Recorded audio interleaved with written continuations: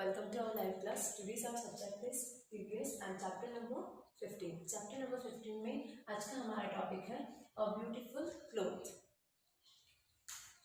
Beautiful means सुंदर and cloth means कपड़े, है ना।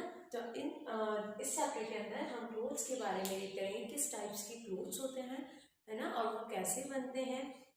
Okay, so take out your EVS book and open page number 71. A beautiful cloth. Let's start.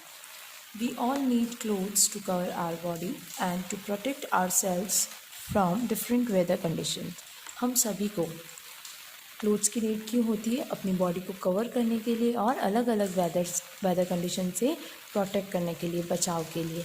Okay, early humans used to cover and protect their body with large leaves, bark of trees and animal skins. पहले के लोग जो होते थे वो अपनी body को cover करने के लिए किसका यूज़ करते थे? बड़ी बड़ी लीव्स का यूज़ करते थे, bark of trees यानी जो पेड़ की छाल होती है उनका यूज़ करते थे, और एनिमल्स स्किन्स, है ना, एनिमल की स्किन्स का यूज़ करते थे. Gradually human beings learn to make cloth, और धीरे धीरे लोगों ने क्या स्टार्ट किया? क्लोथ बनाना सीखा. इन द बिगनिंग, शुरुआत में natural fibres thread like cotton were use to making clothes. शुरुआत में उन्होंने किसके क्लोथ्स बनाने शुरू किए? नेचुरल फाइबर जैसे कॉटन का यूज़ क्लोथ्स बनाने में शुरू किया. स्टिचिंग वॉज नॉट नोन, उस समय क्या होता था? स्टिचिंग नहीं आती थी लोगों को. सो पीपल यूज टू ड्रैप, है ना, उनको क्या करते थे? जो क्लोथ होता था, है ना, उसको क्या करते थे? अपनी बॉडी को, the cotton fabric around their body, अपनी बॉडी के ऊपर उसको लपेट लेते थे. ड्रैप मीन्स लपेटना. Okay, so in very short कि पहले के लोगों के पास कपड़े नहीं हुआ करते थे, है ना, उनका लाइफस्टाइल बहुत चेंज हुआ करता था. धीरे धीरे उन्होंने क्या किया? क्लोथ बनाना सीखा. किससे? नेचुरल फाइबर से. नेचुरल फाइबर जैसे कॉटन, ठीक है. और उनको स्टिचिंग नहीं आती थी, पहले स्टिचिंग नहीं चलती थी, तो लोग क्या करते थे? ड्रैप करते थे, यानी लपेटते थे अपनी बॉडी के ऊपर, कॉटन को रैप लेते थे. Okay, next nowadays we use a variety of fabrics made of different types of fibers. We get natural fibers either from plants or animals. Some examples of natural fibers are cotton, wool and silk. Cotton is obtained from cotton plants. We get wool from the fleece of a sheep. इन दिनों हम अलग अलग variety के fabrics का use करते हैं ना. जैसे पहले क्या होता था कि लोग नेचुरल फाइबर का यूज़ करते थे ओनली. जैसे कॉटन नेचुरल फाइबर है तो कॉटन का यूज़ करते थे. बट अभी क्या हो रहा है कि वैरायटी ऑफ फैब्रिक्स हमारे पास अवेलेबल हैं, है ना. We get natural fibres from plants और एनिमल्स. हम नेचुरल फाइबर्स कहाँ से ले सकते हैं? प्लांट्स और एनिमल्स. हमें कहाँ से मिलता है? प्लांट और एनिमल से नेचुरल फाइबर मिलता है. सम नेचुरल फाइबर्स आर, और नेचुरल फाइबर कौन कौन से होते हैं? एग्जाम्पल जैसे कॉटन, वुल, सिल्क, ये सभी हमको प्लांट्स और एनिमल से मिलते हैं. कॉटन कहाँ से हमें मिलता है? कॉटन प्लांट से. और जो वुल होता है वो किससे मिलता है हमें? शिप, ठीक है. Silk is obtain from silk worms, ठीक है. सिल्क वॉर्म्स मतलब आप जानते हैं सिल्क वॉर्म किसे कहते हैं?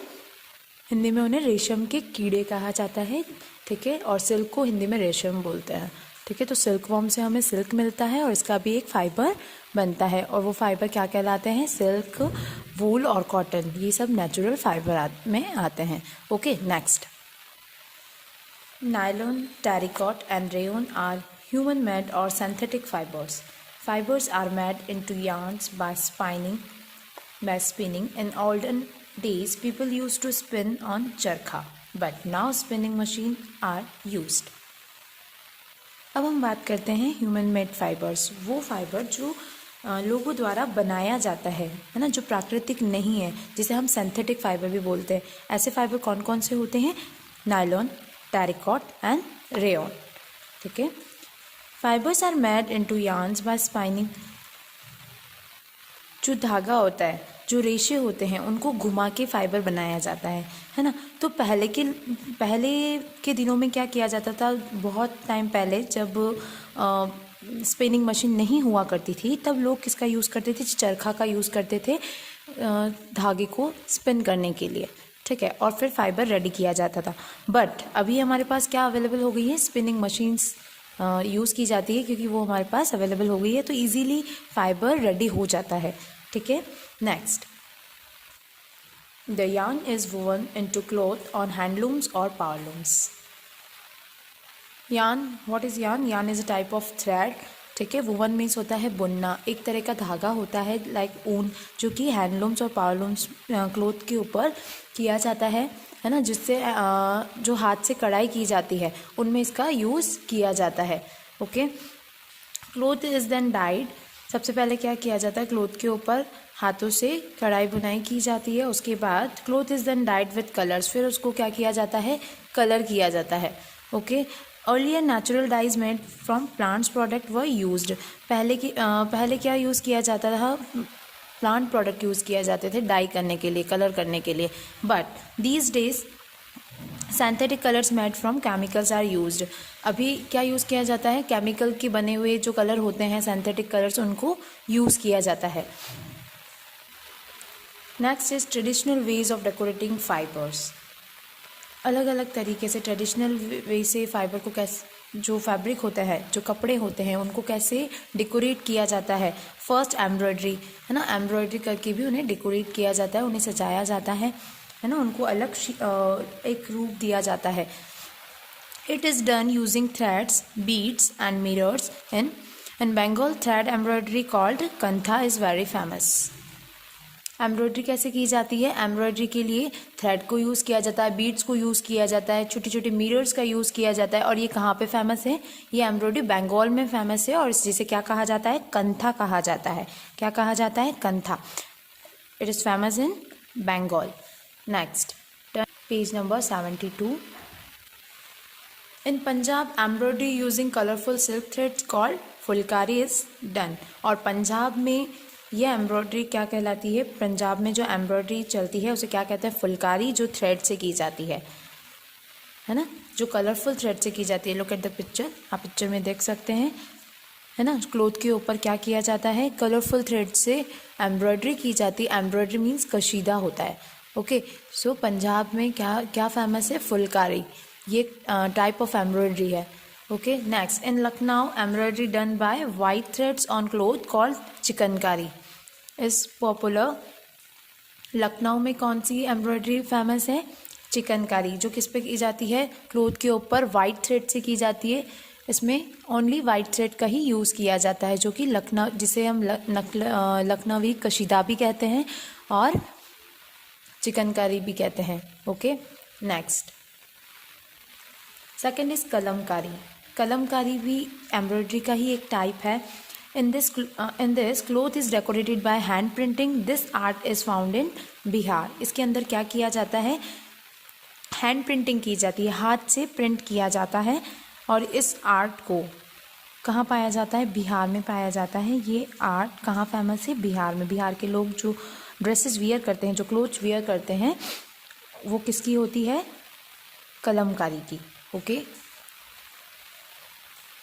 तो अगर किसी भी क्लोथ के ऊपर हैंड प्रिंटिंग होती है तो वो उस डिज़ाइन को हम क्या कहते हैं, कलमकारी कहते हैं। Okay, third is tie and dye. Tie and dye means जो रंगाई बंधाई, जिसे हम हिंदी में बोलते हैं रंगाई बंधाई, ये स्पेशली राजस्थान में ज़्यादा होती हैं, है ना, tie and dye. This art of tie and dye is popular in Rajasthan. In this, a number of knots are tied on the cloth with threads. इसके अंदर क्या किया जाता है, ये सबसे पहले तो राजस्थान में बहुत ही फेमस है। और इसके अंदर क्या किया जाता है, टाई एंड डाई कैसे करते हैं, क्लोथ के ऊपर थ्रेड से बहुत सारी छोटी छोटी नोट्स बनाई जाती है। Then it is dipped in the dyes of make colourful patterns. फिर उनको डिफरेंट डिफरेंट कलर्स में डिप किया जाता है ताकि कलरफुल पैटर्न्स उसमें डाले जा सकें, बनाए जा सकें। Okay, clothes we wear. Next is clothes we wear. हम क्या पहनते हैं, है ना। People wear different kinds of clothes depending on the seasons and the places to which they belong. लोग किस तरह के कपड़े पहनते हैं, ये तो अकॉर्डिंग टू सीज़न या फिर जहाँ से वो बिलोंग करते हैं उनके ट्रेडिशन के अकॉर्डिंग वो क्लोथ्स वियर करते हैं। Generally woman in India wear a long unstitched cloth called sari. है ना। सामान्य तौर पे इंडिया में जो वुमेंस है वो क्या वियर करती हैं, अनस्टिच क्लोथ जिसे साड़ी कहा जाता है। In different states it is worn in different styles. Salwar kameez has become a very popular dress. और अलग अलग स्टेट्स में साड़ी को अलग अलग तरीके से पहना जाता है और सलवार कमीज़ अभी का जो है सबसे पॉपुलर ड्रेस बन चुका है। ठीक है, लोग अधिकतर सलवार कमीज़ पहनते हैं, मतलब लोग means ladies, women's. Okay, next, in cities main generally wear pant and shirt. Women's तो क्या पहनती हैं, sari and salwar kameez, and main क्या वियर करते हैं, पैंट और shirt. While in villages they wear dhoti kurta और कुर्ता पजामा। और गांव में, सिटीज़ में तो लोग जनरली पैंट और शर्ट वियर करते हैं और विलेजेस में dhoti kurta and kurta pyjama. Dhoti kurta is very common in Uttar Pradesh, Bihar, Bengal and Madhya Pradesh. Dhoti kurta कहाँ पे ज़्यादा फेमस है, कहाँ पे वियर किया जाता है, Uttar Pradesh, Bengal, Madhya Pradesh and Bihar. Okay, so our chapter explanation is completed. Thank you. Have a nice day.